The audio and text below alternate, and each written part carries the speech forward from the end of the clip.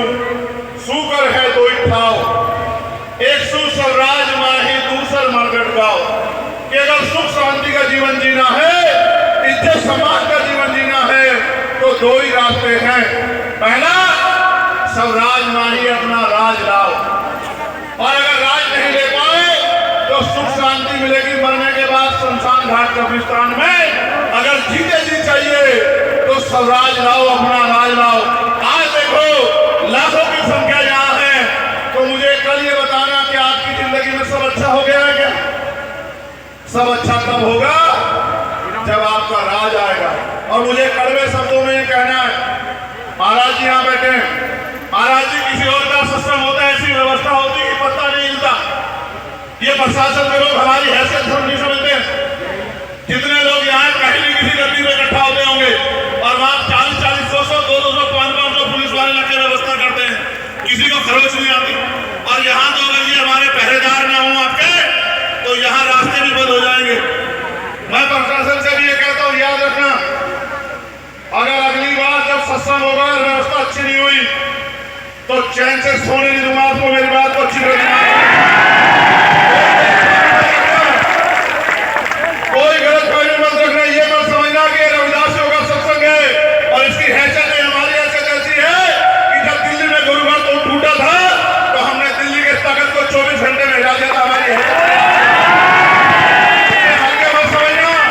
ये जो बाड़े में लोग बैठे हैं, ये हमारे सर होते हैं, ये हमारी पगड़ी है, ये हमारे गुरु, हमारा सम्मान है।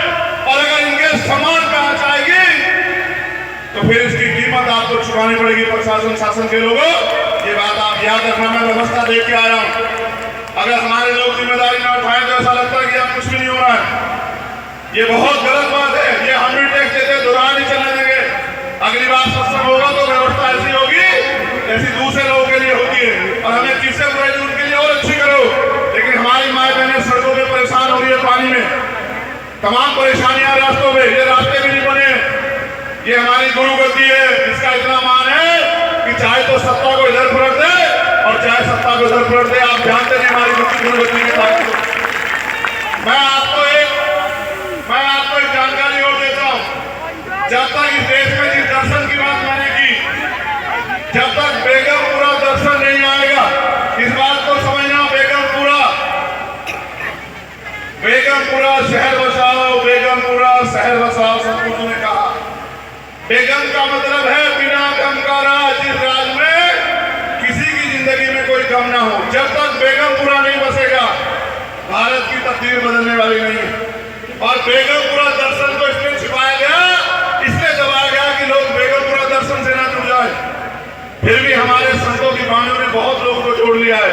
मैं आपको कहता हूं, बेगमपुरा क्या है और बेगमपुरा राज आने से क्या आएगा, इस बेगमपुरा का प्रचार करने के लिए हम लोग जुलाई के बाद अगस्त महीने से एक यात्रा शुरू कर रहे हैं।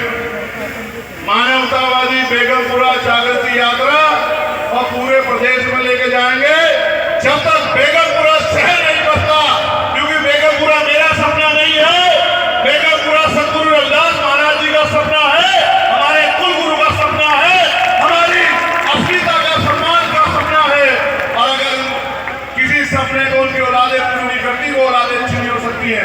मैं वचन देके कहता हूँ इस मिट्टी पे कि जब तक मेरा जीवन है, मैं पूरी ताकत लगाऊंगा कि बेगमपुरा राज आ जाए, बेगमपुरा शहर बच जाए, बेगमपुरा बिना गम का राज आ जाए, सतगुरु जी की इच्छा पूरी हो जाए। एक उनका खून, उनका बेटा होने के नाते बेगमपुरा राज लाने के लिए हम लोग पूरी मेहनत करेंगे। इसलिए समाज को दर्शन से जागरूक करने का काम करेंगे। और मैं फिर कह रहा हूं, नेता तो समाज में बना हूं, लेकिन समाज का खून, मेरे खून का के कतरा कतरा आपकी इज्जत के काम आएगा। आप पे उठने वाली हर लाठी के लिए ढाल है चंद्रशेखर आजाद। इस बात का वचन इस गुरु गद्दी से आप लोगों को दे रहा हूं।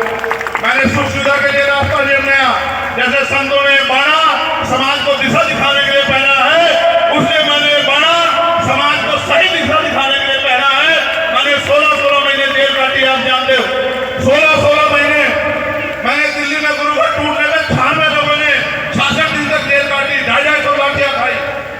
इतना जुल्म साहब, मेरे पैरों के नखून खींच ले गए, मेरी रीढ़ की हड्डी तोड़ दी गई। मैं घबराया नहीं कभी, क्योंकि मेरे सतगुरु महाराज का हाथ मेरे ऊपर था।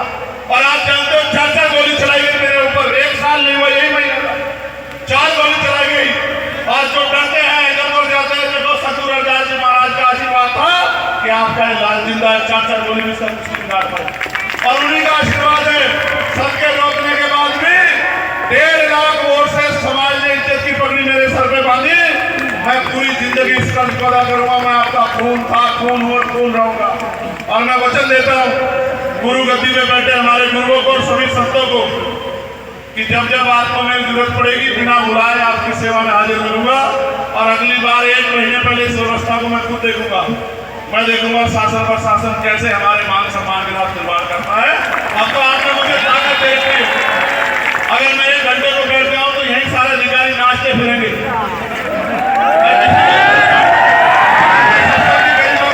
समझता तो आज दिखाते हैं हमको कि चंद्रशेखर आजाद क्या कर सकता है। मैं बहुत बहुत धन्यवाद दूंगा और मैं पुणे संगत से अपील करूंगा कि अपने गुरुओं की वाणियों पर चलो। ये जो नशा इसको छोड़ो, ये जो कुरीतियां बुराइयां इनको छोड़ो, अंधविश्वास पागलवाद को छोड़ो। और ये जो दहेज प्रथा समाज में खड़ी हो गई है, जो कामयाब होते हैं दहेज दहेज दहेज, इसको भी छोड़ो, आपका भला हो जाएगा। और हेलमेट लगाया करो जब आप चला करो, अपनी जिंदगी की रक्षा करो और नशे से अपने परिवार को दूर रखो। और ये तभी जो सतगुरु जी ने समझा कि कितने परिवार पार करे, लाखों परिवारों को छुटकारा दिलाया। आप भी अपने बच्चों को समझाओ, तभी समाज आगे बढ़ेगा। बहुत बहुत धन्यवाद। एक जोर से